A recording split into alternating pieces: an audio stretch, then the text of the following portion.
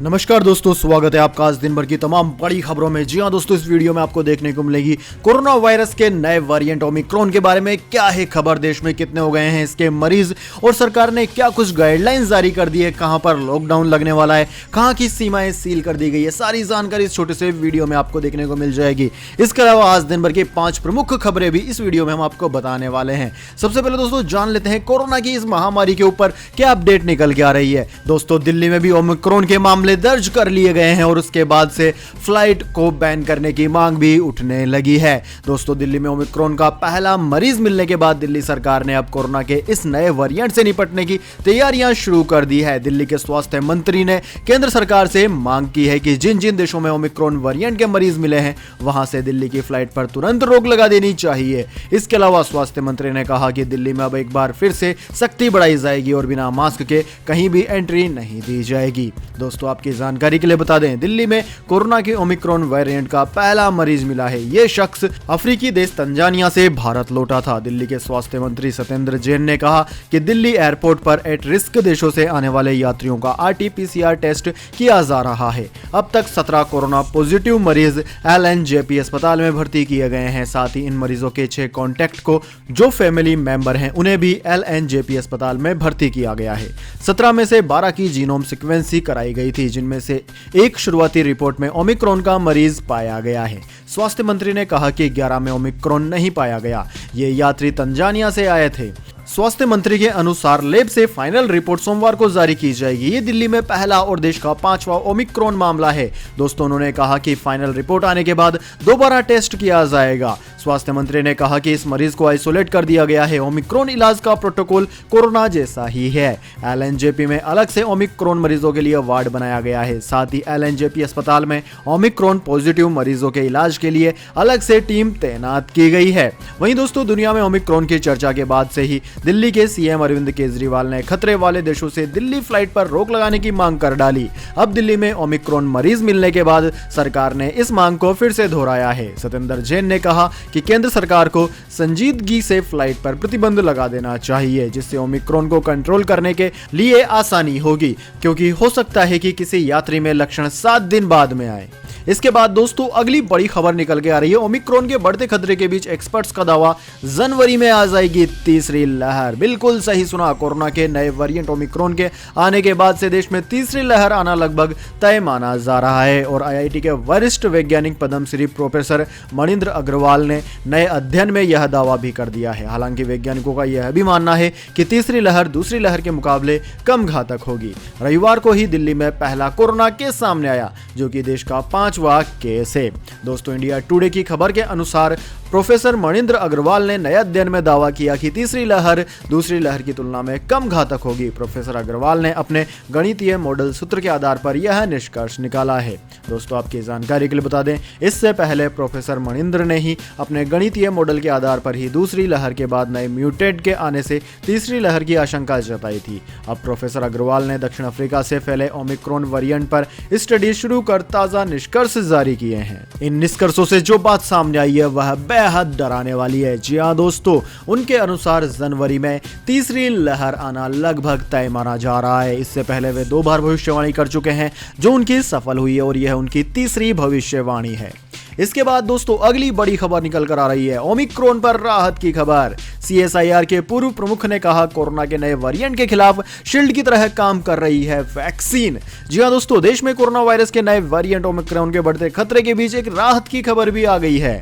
Council of scientific and industrial research centre CSIR for solution and molecular biology के पूर्व प्रमुख doctor Rakesh Mishra का कहना है कि कोरोना वैक्सीन नए ओमिक्रॉन वेरिएंट पर भी असरदार है। उनका कहना है कि वैक्सीन कोरोना से बचाने में शील्ड की तरह काम कर रही है। Doctor Mishra Tata institute of genetics and society के डायरेक्टर भी हैं। डॉक्टर मिश्रा ने कहा है कि इस साल की शुरुआत में जब देश कोरोना की दूसरी लहर का सामना कर रहा था, उस वक्त सामने आया डेल्टा वेरिएंट बेहद खतरनाक था। अब दक्षिण अफ्रीका से आया ओमिक्रॉन डेल्टा वेरिएंट से भी ज्यादा खतरनाक है। हालांकि राहत की बात यह है कि यह वायरस हल्के लक्षणों के साथ देश के प्रमुख शहरों में पहुंचेगा, जो बेहद अच्छा संकेत है। उन्होंने कहा कि नए वेरिएंट के खिलाफ हाइब्रिड इम्यूनिटी प्रभावशाली होगी। वैज्ञानिक रूप से इसे मान्यता मिल रही है। मुझे लगता है कि इसे सुरक्षात्मक होना चाहिए। हो सकता है थोड़ा कम ही सही, लेकिन वैक्सीन इसमें काफी सहायक हो सकती है। इसके बाद दोस्तों अगली बड़ी खबर, India versus New Zealand Wankhede test match, Bharat जीत से 5 विकेट दूर। तीसरे दिन न्यूजीलैंड 140 पर 5 विकेट। इस साल अश्विन के 50 टेस्ट विकेट भी हो गए पूरे। जी हां दोस्तों, टीम इंडिया ने न्यूजीलैंड के सामने 540 रन का टारगेट रखा है, जिसका पीछा करते हुए कीवी टीम का स्कोर तीसरे दिन के खत्म होने तक 5 विकेट के नुकसान पर 140 रन है। हेनरी निकोलस 36 और रचिन रविंद्र 2 रन बनाकर नाबाद हैं। भारत की ओर से आर अश्विन अभी तक कुल 3 विकेट हासिल कर चुके हैं। मैच में अभी 2 दिन का खेल बाकी है और भारतीय टीम जीत से 5 विकेट दूर है। वहीं न्यूजीलैंड को मैच जीतने के लिए 400 रन और बनाने हैं। दोस्तों 55 रन पर 3 विकेट गंवाने के बाद रिडेल, मिचेल और हेनरी निकोलस ने न्यूजीलैंड की पारी को संभाला। दोनों ने चौथे विकेट के लिए 111 गेंदों पर 73 रन जोड़े। इस पार्टनरशिप को अक्षर पटेल ने मिचेल को आउट कर तोड़ डाला। मिचेल ने 92 गेंदों पर 60 रन बनाए। टेस्ट क्रिकेट में उनके ये दूसरा अर्धशतक रहा। न्यूजीलैंड अभी इस झटके से उबरा भी नहीं था कि विकेटकीपर टॉम ब्लंटन 0 पर आउट हो गए। अब दोस्तों भारत को मात्र 5 विकेट चाहिए इस मैच को जीतने के लिए और न्यूजीलैंड को 400 रन बनाने हैं इस मैच को जीतने के लिए। और अगर वह इस मैच को ड्रॉ करवाती है तो उसे 2 दिन तक टिक कर खेलना होगा, जो कि लगभग असंभव सा है। इसके बाद दोस्तों अगली बड़ी खबर, राजस्थान में कांग्रेस पर जमकर बरसे अमित शाह, बोले गरीबी नहीं, पार्टी ने गरीब हटाओ का काम किया है। जी हां दोस्तों, केंद्रीय गृह मंत्री अमित शाह ने रविवार को राजस्थान की राजधानी जयपुर में प्रतिनिधि संकल्प महासम्मेलन को संबोधित किया। कार्यक्रम में अमित शाह ने कहा कि राजस्थान की धरती की मिट्टी में ही कुछ ऐसा है कि यहाँ जो पैदा होता है वो देश की आन बान और शान के लिए जीना और मरना दोनों जानता है। आप सभी का उत्साह, उमंग और आपका जोश देखकर मुझे विश्वास हो गया है कि वर्ष 2023 में 2/3 बहुमत के साथ राजस्थान में भाजपा सरकार बनेगी। अमित शाह ने कहा कि इंदिरा गांधी ने 70 के दशक में गरीबी हटाओ का नारा दिया था। जब 2014 में मोदी आए तब भी गरीबों के पास घर नहीं था, बिजली नहीं थी, करोड़ों माताओं बहनों के पास गैस कनेक्शन नहीं था, गरीबों के पास शौचालय की सुविधा नहीं थी। कांग्रेस के नेता सुन लें, आपने गरीबी हटाने की जगह गरीब हटाओ का काम किया था। गरीबी हटाने का काम 2014 के बाद पूर्ण बहुमत की मोदी सरकार के नेतृत्व में भाजपा सरकार ने किया है।